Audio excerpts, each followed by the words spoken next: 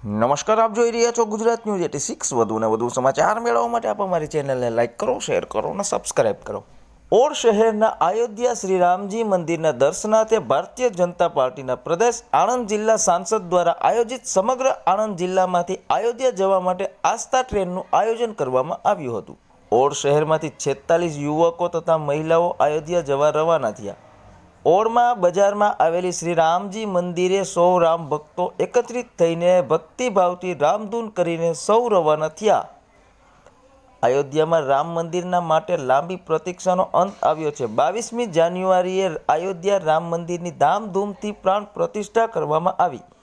આ મંદિરને લઈને દેશભરમાં ભારે ઉત્સાહ જોવા મળ્યો।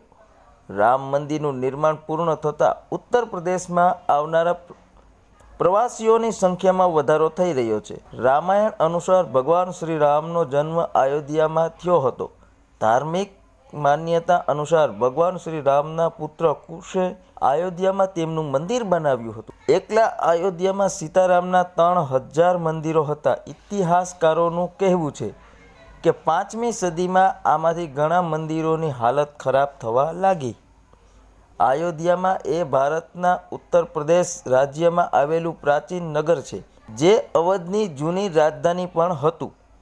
અયોધ્યામાં હિન્દુઓ માટે ભગવાન રામની જન્મભૂમિ હોવાને કારણે પવિત્રતા યાત્રાધામ ગણાય છે। આ શહેર સરસુ નદીના જમણા કાંઠે વસેલું છે। દેશ વિદેશના રામ ભક્તોની તેની આતુરતાથી રાહ જોઈ રહ્યા હતા।